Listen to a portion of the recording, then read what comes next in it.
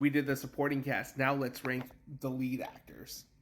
And yes, we're doing all of them together. And just like how I prefaced the supporting performances, I have not seen Sebastian Stan's performance in The Apprentice, but I have seen all the other 9. Coming in at number 9, we're going to go with Carla Sofia Gascon. I think she gives a really good and solid performance. This is what you expect from a leading actress. She commands the screen. She has a very emotionally charged performance.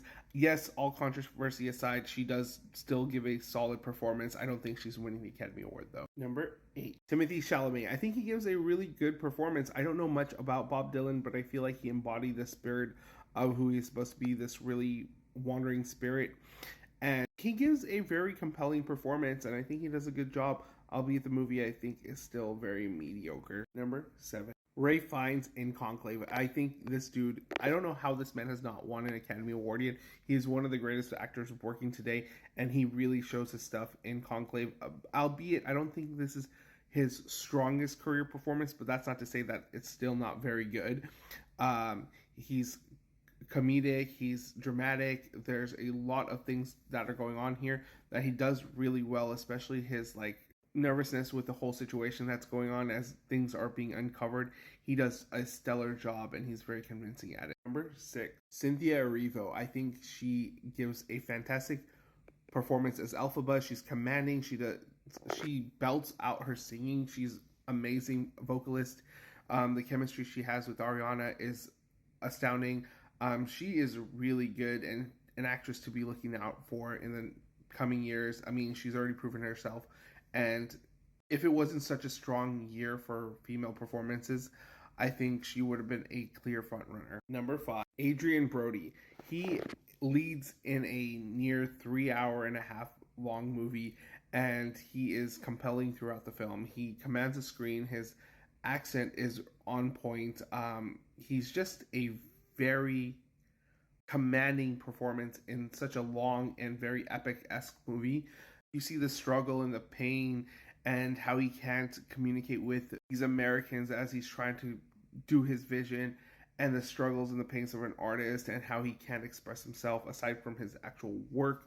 And he holds down a very much an immigrant mentality throughout the performance of being the stoic person who doesn't need to show any emotions and has to be strong and work twice as hard, and he does a really good job. And I think he's probably going to win away with the Oscar this year, but the field is stacked. Number 4, here's a gal that I think is going to win the Academy Award, and she has the narrative behind her, is Demi Moore.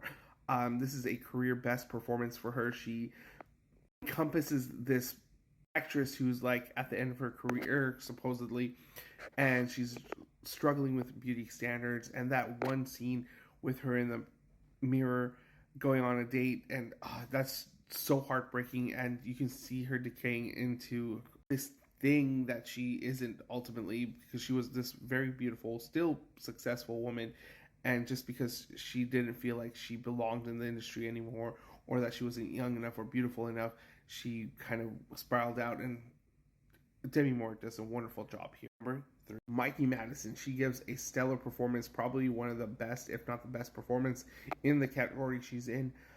She's commanding, she's charming, she's heartbreaking in the film. She has a really great comedic timing. She commands the screen. She has really great chemistry with the rest of her cast.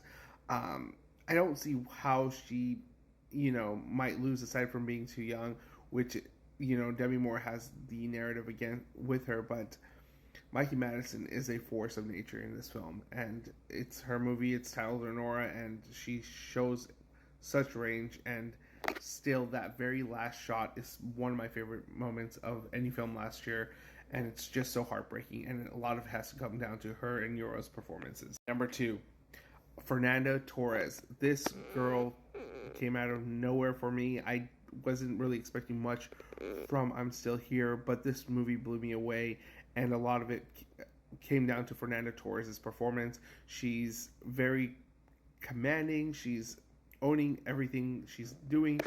You can see the heartbreak while she tries to put on a brave face for her kids and to move on and create this, life for her kids without the husband and without their home.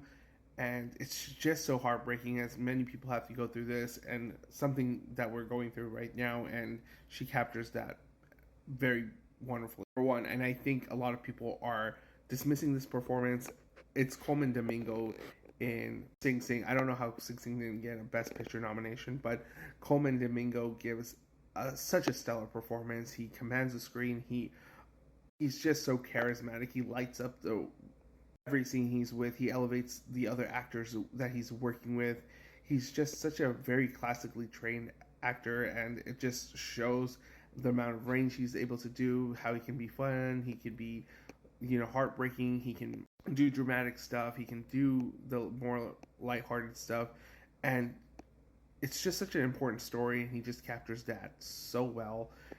And even though he's constantly being knocked down and things aren't going his way, he still puts on a brave face, and the show must go on, and he just delivers. And I don't know why he's not in contention as one of the front runners for Best Actor, above Adrian Brody, above Timothy Chalamet. He's just wonderful in this movie.